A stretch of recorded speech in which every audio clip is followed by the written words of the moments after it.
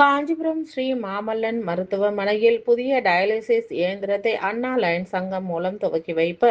காஞ்சிபுரம் ஒன்றியம் கோனேரிக்குப்பம் ஊராட்சிக்கு உட்பட்ட இந்திரா நகர் பகுதியில் காஞ்சிபுரம் அண்ணா லயன் சங்கம், காஞ்சி டெம்பிள் சிட்டி லயன் சங்கம் மற்றும் ஸ்ரீ மாமல்லன் மருத்துவமனையுடன் இணைந்து மருத்துவமனையில் புதிய டயாலிசிஸ் அண்ணா லயன் சங்கம் தலைவர் கிருபாகரன் தலைமையில் சிறப்பு விருந்தினராக பன்னாட்டு இயக்குனர் மகேஷ் ரிப்பன் வெட்டி துவக்கி வைத்தார்.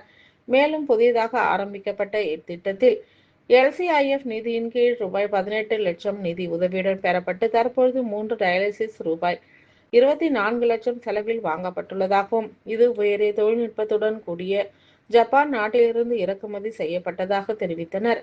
LCIF நிதியுதவியில் ரூபாய் 18 லட்சம் 75% மற்றும் ஸ்ரீ மாமல்லன் மருத்துவமனை மூலம் 6 லட்சம் 25% பெறப்பட்டு இந்த டயாலிசிஸ் சென்டர் செயல்படுத்தப்படுகிறது.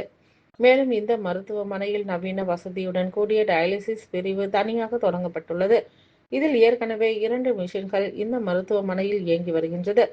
இதுடன் புதிய 3 மிஷின்கள் வழங்கப்பட்டு மொத்தம் 5 மிஷின்கள் செயல்படுகின்றன.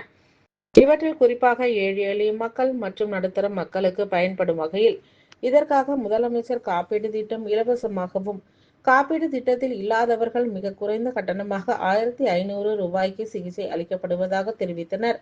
ஸ்ரீ மாமல்லன் மருத்துவமனையில் டயாலிசிஸ் சென்டர் அமைவதற்கு ஸ்ரீ மாமல்லன் மருத்துவமனையின் தலைமை மருத்துவர் அருண்ராஜ், அண்ணா லயன் சங்கம் மாவட்ட ஆளுநர் பாஸ்கரன், LCIF தலைவர் சங்கரன், கூட்டு மாவட்ட துணை தலைவர் சுரேஷ், முதல் மாவட்ட துணை ஆளுநர் பூர்ணச்சந்திரன், 2ஆம் மாவட்ட துணை ஆளுநர் ரவி, முன்னாள் மாவட்ட ஆளுநர் ஆலோசகர் ஹரிதாஸ் உள்ளிட்ட நிர்வாகிகள் கலந்து கொண்டனர்.